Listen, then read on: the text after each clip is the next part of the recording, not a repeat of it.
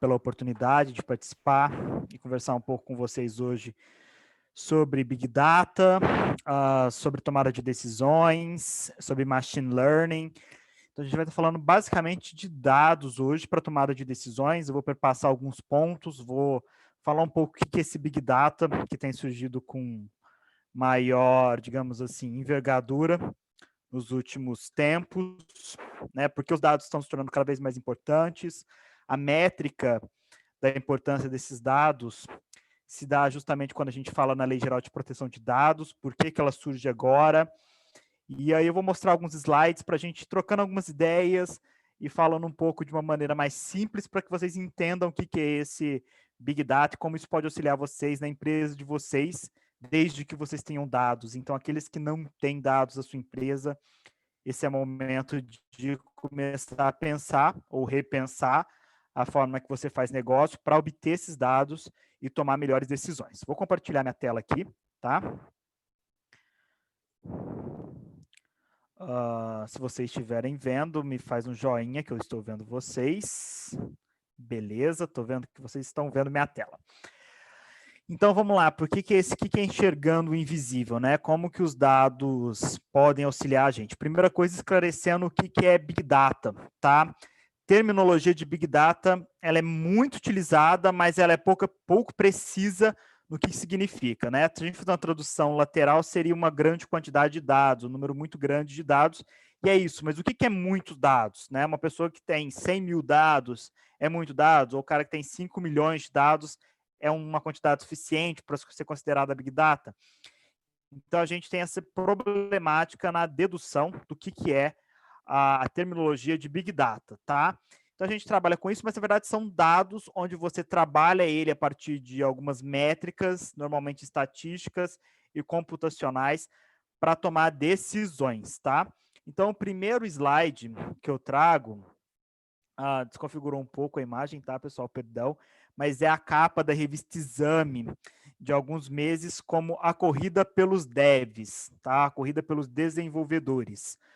Essa capa aconteceu antes da pandemia, tá? É uma pré-pandemia, podemos dizer assim.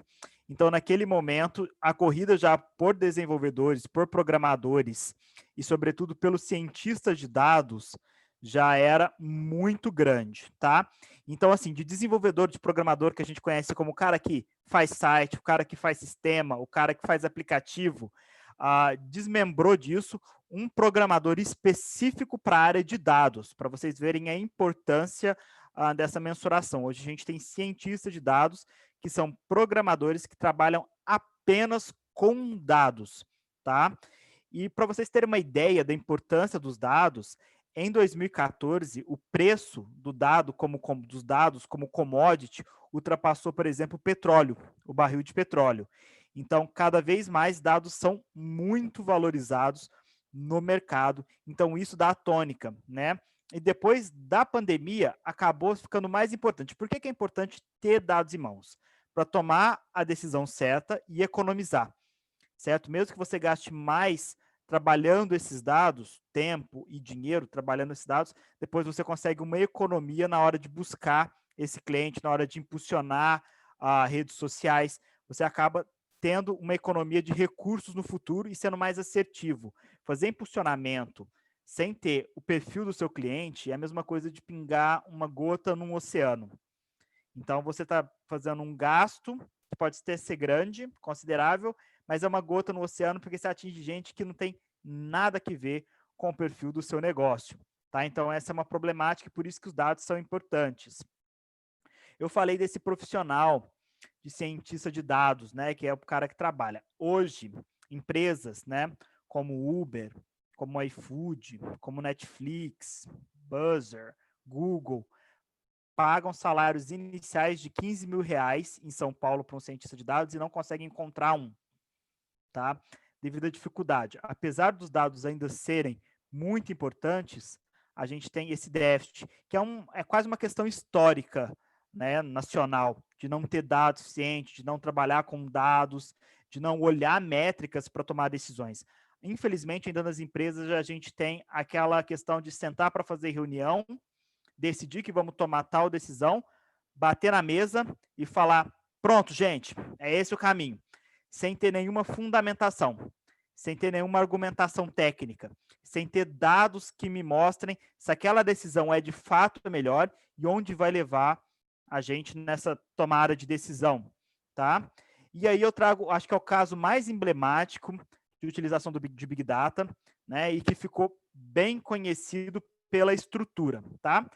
Aqui a gente tem 3 somatórios aqui, certo? De direção, de série e de ator, tá? E isso aqui, na verdade, é o que a gente vai ficar conhecendo daqui a pouco. Então, a gente já tinha um diretor que era muito conhecido nas produções da Netflix, tá? Quando ela começa. E se a gente pensar antigamente, não é só a questão tecnológica que alavancou a Netflix como streaming, tá? Ela consegue, por causa justamente das séries que começam a ganhar corpo a partir de 2008, 2009, tá? Mas, sobretudo, por uma série em específica que tornou ela um boom global. Então, o que que é? Imagina que antigamente você ia na locadora alocar filmes. Beleza, você não tem dado nenhum. A partir da Netflix, você tem os dados de todo mundo que está cadastrado na sua conta. A gente tem dados das informações que você busca, por exemplo, na Netflix. Então, por exemplo, quando hoje você entra na Netflix, aparece lá, essas séries são recomendadas para você, com um carinho especial, tá? Porque foi feita para você essa playlist, assim como o Spotify faz uma playlist para você, tá?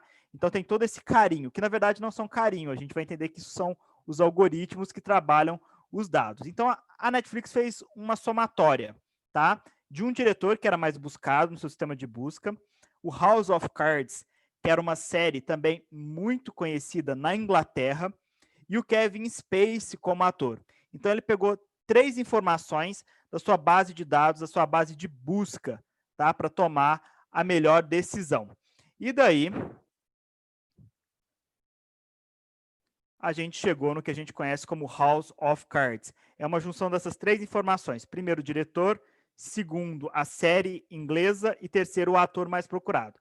E o mais engraçado, a Netflix, antes de lançar o House of Cards, já sabia que o House of Cards seria um dos maiores sucessos da sua plataforma. Seria a série mais vista. Justamente porque ela conseguiu cruzar as informações. Mas basta eu ter essas informações, né? Como que essa mágica do Netflix acontece de alguma maneira? Não basta eu ter dados, não basta eu ter os dados da minha empresa. Dados como dados são apenas dados, né? Eles vão estar organizados ou desorganizados num Excel, numa planilha. E assim, quanto mais informações eu tiver da minha empresa, mais assertiva é a minha tomada de decisão. Por isso que tem essa diferença básica entre eu ter dados, eu ter informação, conhecimento, ideia e sabedoria. Ter dados apenas não é suficiente. Ter dados que me dê informações é legal, é um estágio.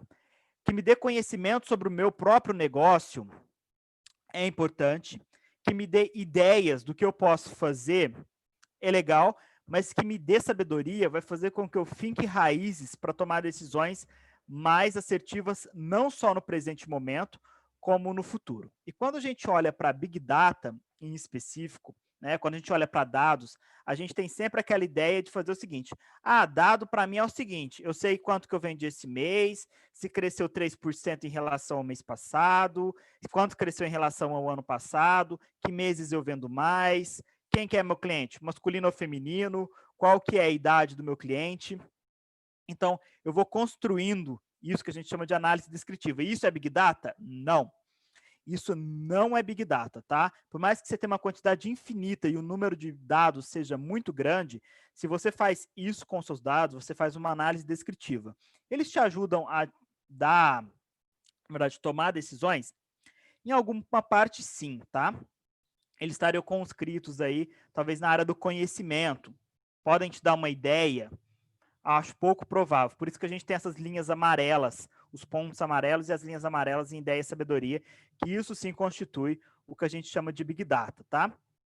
E se a gente tivesse que falar em Big Data, como a gente organizaria um processo de conhecimento a partir desses dados, tá? E aí eu vou falar para vocês no que consiste a ciência de dados, o Big Data e o que é o Machine Learning, tá? O machine learning, na verdade, é o aprendizado de máquina. Então, você treina máquina para analisar dados. Por quê? Se você está na sua empresa tem, sei lá, 150 clientes, legal, você mesmo consegue fazer. Imagina empresa, e aí se constitui talvez a essência do Big Data, uma empresa que circulam aí, sei lá, 10, 15 milhões de dados por dia, né? Isso diluído no período de 24 horas. Cada tomada de decisão afeta o resultado da empresa muito rapidamente. Então, como a gente está falando de dois cenários, um de uma empresa muito grande, tá? Que tem muito dado, que altera, e de um outro um cenário de empresa que se altera pouco. São 100 clientes, tem uma quantidade limitada de vendas por dia. Por exemplo, quando você faz uma promoção, tipo, no dia seguinte, aquela promoção não pode quebrar a sua loja, se você calculou o preço errado, né? Ela demora a ter resultado, ela vai sendo construída aos poucos. Então, a gente tem praticamente dois cenários aí de, digamos assim, de andamento. Um anda com maior velocidade, o outro anda com menor velocidade.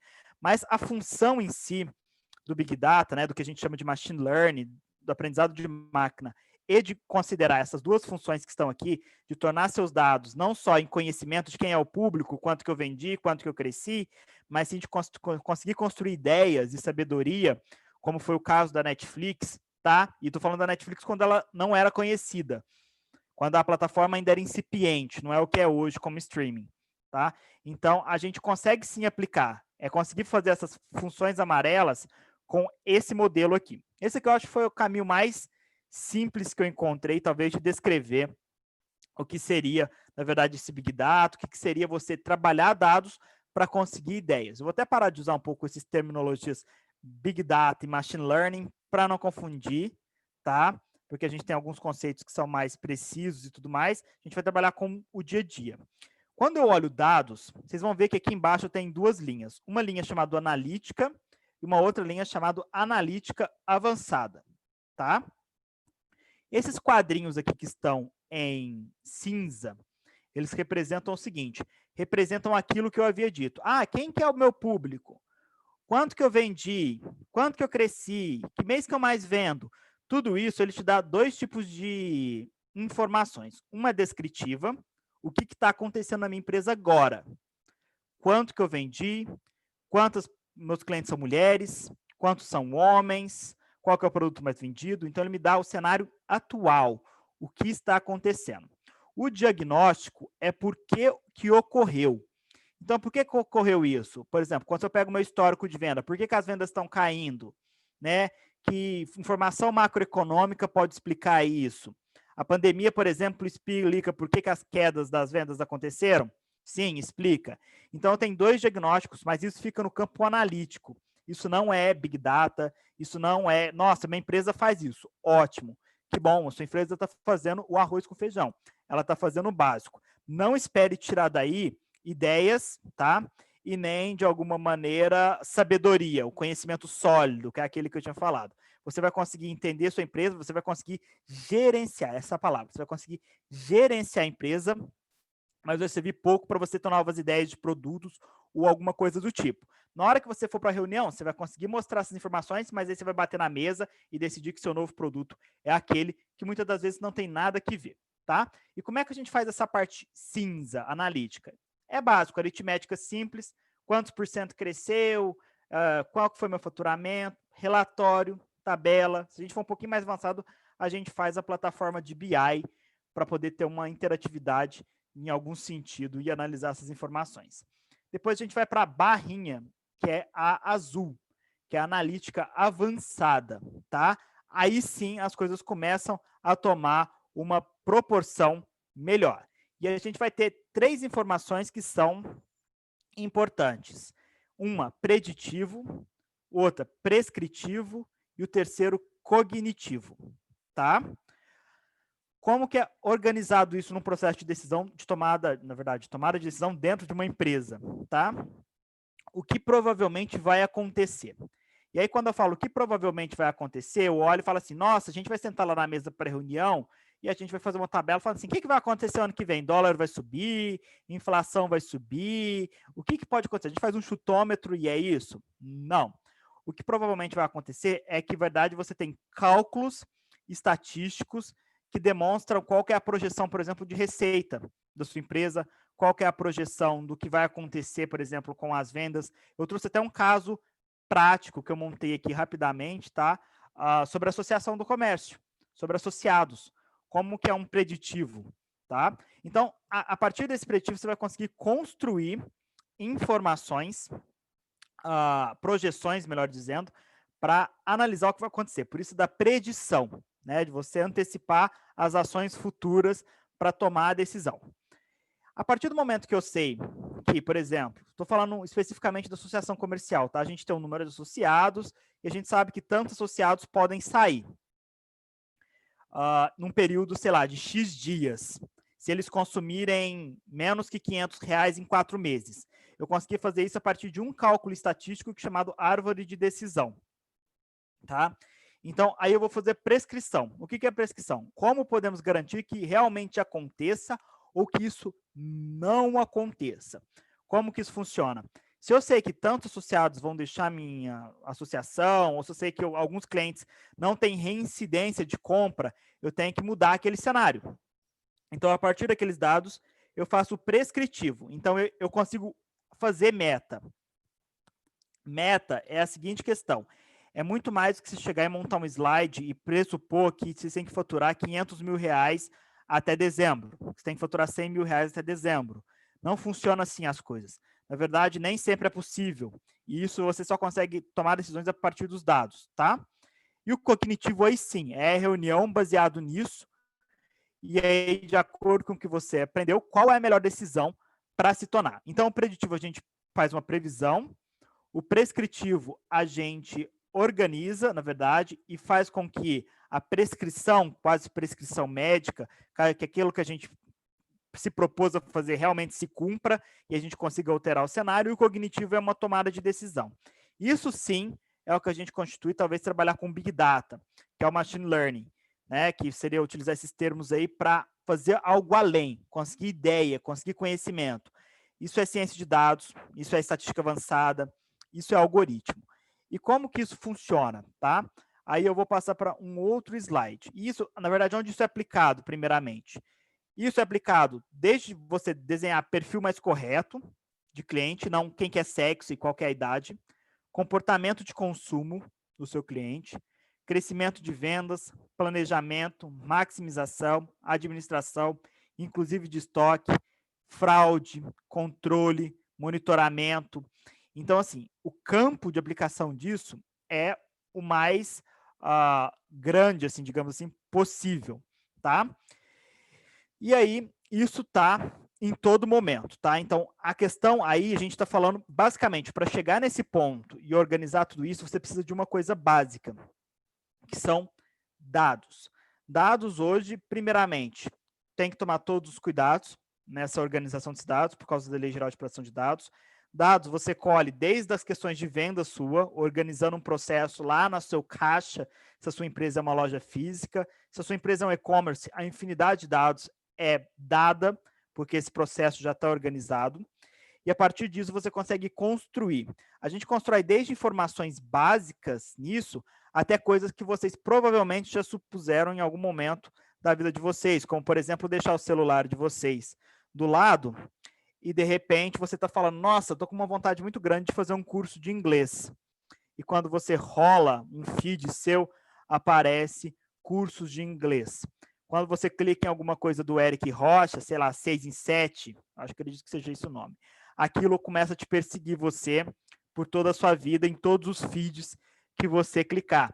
Então, tudo isso é aprendizado de máquina. Tudo isso advém de dados. A ponto, inclusive, de uma história que eu sempre conto que aconteceu em São Paulo, salvo engano, de uma moça que sempre acessava o Google, e aí quando ela acessava o Google, ela pesquisava coisas para comprar, tipo, coisas de criança, de enxoval, para recém-nascido. E uma coisa é você pesquisar isso no Google uma vez, 2 vezes. Provavelmente, se você pesquisou no Google isso 2 vezes, você está interessado em comprar isso para uma outra pessoa. A pessoa que pesquisa no Google de forma repetitivamente sobre enxoval, provavelmente ela está grávida, tá? E isso foi que o Google deduziu. Isso foi que essa empresa conseguiu deduzir a partir daqueles acessos. Então, ele montou, para mimar, digamos assim, a cliente, né? Para aquele para você, fiz uma promoção especial para você. Eles fizeram um catálogo e mandaram esse catálogo por correio. E aí, quem recebeu o catálogo sobre parabéns, você está grávida e tudo mais, né? Compre com a gente, seu enxoval, foram os pais da moça. E os pais da moça não sabiam ainda que ela estava grávida. Então, quando eles receberam aquilo, eles assustaram. Então, os pais da moça souberam antes pelo machine learning, pelos robôs e pelos algoritmos, que a filha dele estava grávida, antes mesmo dela contar. Então, assim, hoje tudo que você faz deixa rastro, tá? E aí é importante também quem trabalha com marketing entender o que são esses rastros, porque redes sociais, na verdade, são muito mais do que a gente enxerga, elas têm um significado por trás. Então, a gente tem as redes dos debates, né, que ficaram conhecidas como Facebook, como Twitter. Então, você fala muito, você relaciona muito politicamente aquelas pessoas que gostam, e, sobretudo, da evasão do Facebook, né? Pessoas mais jovens deixaram o Facebook e hoje ela está composta por pessoas com mais idade, justamente porque, tipo, as pessoas com mais idade começaram a acessar o Facebook e os jovens deixaram de entrar no Facebook, eles migraram para o Instagram. Isso acontece porque o tio de domingo, aquele tio inconveniente do almoço de domingo, agora ele está no Facebook. Então, toda vez que você posta a foto, o tio inconveniente vai lá e comenta a sua foto, e aí você fica com vergonha. Então, assim, as pessoas mais jovens estão no Instagram. E o Instagram, sobretudo, entender que o Instagram é uma vida editada. O que é o conceito de vida editada? Na verdade, você posta no Instagram como você quer que as pessoas vejam você. Isso é um ponto importante. Então, entender que, na verdade, o Instagram ele é de aparência. Então, você tem, tipo, nossa, eu quero fazer, tipo, eu tenho uma loja, eu tenho, sei lá, um comércio que vende hambúrgueres e tudo mais. Não basta você ter comércio que vende hambúrguer e manda no isopor e na sacolinha. Você tem que ter uma embalagem legal para o cara te marcar, tirar foto e repostar. Isso ficou também mais evidente durante a pandemia. Tipo, você não pode sair de casa para ir no bar no auge, né, da pandemia. Você não podia sair de casa para ir no bar e tirar foto. Então, você tirava foto daquilo que chegava na sua casa. Então, essa é outra função. Mas o Google, sobretudo, é, digamos, o principal gerador de dados hoje. Porque quando você senta na frente do Google para pesquisar, você faz a pesquisa, na verdade, você fica nu. Esse é o termo. Você fica nu na frente do Google e aí você digita o que você realmente quer saber. Porque se você mentir para o Google, ele não vai te falar a verdade. Então, ele acaba sendo o oráculo do século XXI. Né? Então, e outra coisa, quando você pesquisa no Google sobre um produto, você está na iminência de compra. É diferente de você passar na frente da loja e falar, será que eu vou comprar? E tomar uma decisão. Quando você vai até o Google pesquisar, é porque você quer comprar. Por isso, o valor dos dados do Google hoje são dos maiores do mercado. Aí vai além de funcionamento de você mostrar o produto para as pessoas e fazer com que isso gere interesse nelas. Então, é nesse cenário que a gente constitui hoje o processo de vendas e que os dados acabam tomando espaço, digamos assim, um passo para trás, para poder fazer todo esse processo de vendas e prospecção. Então, quando eu falo disso aqui com vocês, quando eu falo dessa função de dados e de organização, de ideia de conhecimento, é o que muitas das vezes vocês conhecem como impulsionamento, né, de Facebook, de Instagram, de LinkedIn e de demais redes sociais. Isso é o que está acontecendo por trás e vocês não estão vendo. Tá? Então, existem cientistas de dados, existe Big Data, existe Machine Learning trabalhando. Mas é possível fazer isso diretamente na sua empresa e maximizar resultado. O grande problema é custos. Tá? Mas, sobretudo, para a gente ficar no raso, quando você trabalha isso, você está trabalhando dados da sua empresa e quanto mais dados você tiver, mais conhecimento. Quanto mais conhecimento, mais assertivo são as suas vendas. E quanto mais assertivo é, maior é o lucro e menor é o gasto e menor é o custo. Então, mesmo que você gaste mais para ter dados, você acaba decolando e gastando menos depois. E aí, para a gente só mostrar um exemplo claro do que seria, por exemplo, que a gente estava dentro do preditivo aqui, né, o que provavelmente vai acontecer, eu rodei um modelo de árvore de decisão baseado em alguns dados da associação comercial que eu tenho. Aí eu só não vou lembrar basicamente como que está organizado o processo de valores, mas eu vou explicar para vocês como basicamente funciona. A gente tem lá, o primeiro ponto é um ativo, tá? 90, 10. O que quer dizer isso? É probabilidade. Então, se o cara gastou um valor maior ou igual a R$ 508 nos últimos 4 meses ou 3 meses, o que acontece é que a probabilidade dele deixar a associação é de 10%. E se ele gastou um valor menor do que R$ 508, a probabilidade é de 90%. Então, isso aqui, por exemplo, eu consigo ter muita informação específica em relação ao serviço total, e ele vai desmembrando entre R$ 206. Então, se o cara que gastou um valor maior ou igual a 206 e menor que 508, é 55% a probabilidade dele cancelar. E em outra função é probabilidade de 45%, 62% ativo. Então, a gente tem essa estrutura. E imagina o seguinte, então a gente tem várias funções e, por exemplo, eu consigo fazer predição. Então, se o cara está gastando menos de 508%, menos de 508 reais nos últimos 3 meses, a probabilidade dele deixar é de 90%. Então, eu tenho a minha preditiva. E dessa preditiva, eu preciso fazer a prescritiva. Como que eu posso garantir que isso não aconteça nesse caso? E aí eu tenho que fazer uma coisa cognitiva, que é utilizar outros dados. Por exemplo, por que esse cara normalmente, quem entra e gasta menos de 508 reais, mas consome? E aí eu vou fazer uma ação para esse cara, eu vou desmembrar ele em grupos e trabalhar ele de uma maneira diferente e verificar que existe uma margem, que eu não vou conseguir manter todo mundo aqui comigo, mas é que eu vou conseguir manter 60%. Então, é uma outra função preditiva. Então, é a partir desses dados que a gente vai construindo essa informação. Aí, imagina o seguinte cenário. Você chegou para o seu chefe e mostrou essa árvore de decisão, todos os cálculos, tá? Ele não vai entender nada. Por mais que você explique, na maioria das vezes ele não vai entender nada. Por isso, que trabalhar com dados também é saber explicar esses dados, também é saber torná-lo acessível. Porque, na verdade, quando você tem alguém na sua empresa ou você trabalha com dados na sua empresa, a questão é que você não pode apenas ficar, digamos assim, você mesmo trabalhando com isso e achar que o conhecimento é só você que detém. Você tem que transformar isso de uma maneira fácil para as pessoas tomarem as decisões. E é aí que surge em São Paulo, não surge em São Paulo, tá? Surge mundialmente, mas São Paulo acho que hoje é o grande polo que trabalha essas questões de dados no Brasil, o que a gente chama de data storytelling. Na verdade, existe uma conceituação, um formato de se trabalhar esses dados, um formato de se contar os dados no sentido de uma história, tá? Então, todos os dados têm uma introdução, que vocês introduzem ao problema. Então, no caso, a associação tem uma evasão de associados, a gente precisa conter isso. Qual que é o conflito? Por que isso acontece? Na verdade, isso acontece porque aquelas pessoas que gastam R$518 têm uma menor probabilidade de permanecer. A gente tem um cálculo. Qual que é a recusa de chamado? Por que que elas não fazem isso? Qual que é o caminho para a gente mudar isso? Qual que é a ajuda necessária? Como a gente supera isso? Como a gente, a partir daquilo que aquele plano, aquele produto que a gente elaborou, como a gente pretende chegar nisso e qual que vai ser o momento da grande virada, quando a gente conseguir manter 40% desses 90% que vão sair, vai ser a nossa grande virada, e a conclusão. Então, aqueles que tiverem interesse em saber um pouco mais sobre data storytelling, é um caminho legal também para quem trabalha com dados, tá? E, por fim, eu trago algumas questões relacionadas a Big Data, né, que foi os conceitos que a gente trabalhou, ciência de dados, inteligência artificial e marketing digital. Aquelas pessoas que queiram saber mais, é importante que pesquisem sobre isso.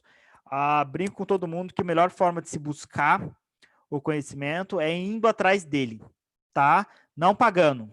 Nem sempre cursos são as melhores opções. Cursos, na verdade, são conhecimentos sintetizados para vocês. Aquelas pessoas que querem realmente, vá atrás. Às vezes, alguns cursos ajudam a você a deduzir o melhor caminho, mas a busca do conhecimento, infelizmente, é uma busca solitária na maioria das vezes. Então, busquem as informações. A intenção aqui é mostrar para vocês que existem não só impulsionamentos, existem outros caminhos para buscar a venda, que o primeiro passo para vocês, e eu vejo muito isso em Franca, nem todas as empresas têm dados sobre sua própria venda. Então, se você não tem, esse é o primeiro passo. Daqui a alguns anos, e não está muito longe disso, não ter dados praticamente vai ser assinar uma carta de morte da sua empresa, tá? Você precisa do mínimo de informação, não só para quando você vai no banco pedir empréstimo, mas para você tomar a decisão para não precisar pedir empréstimo no banco, tá? Para você economizar, porque fazer ações de marketing a rodo para tentar atingir o maior número de público não é o caminho. Você tem que atingir o público certo, o cara que está procurando o serviço exato. que você oferece, ou o produto exato que você oferece. Então, tentem buscar essa formação, esse conhecimento, organizar os dados, depois tentar construir um conhecimento básico a partir disso, e depois partir para a ideia. E aí você tem que fazer um diagnóstico de onde está a sua empresa, como ela se considera nesse processo, né, como ela se encaixa, melhor dizendo, nesse processo, para tomar as decisões. Em suma, é isso que eu tinha para falar para vocês, perpassar um pouco em relação ao que é esse conceito de enxergar o invisível, como os dados podem ajudar vocês nesse sentido de vendas, explanar essas ideias, e fico à disposição agora, não sei se vamos abrir para perguntas, acredito que sim, caso vocês tenham alguma dúvida, eu estou à disposição de vocês.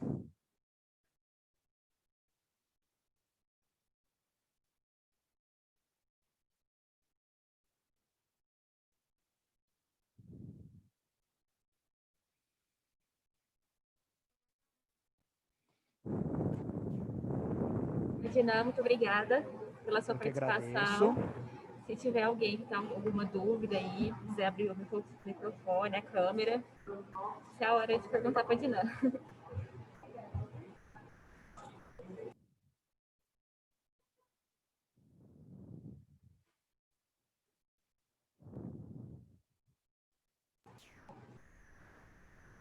Ninguém?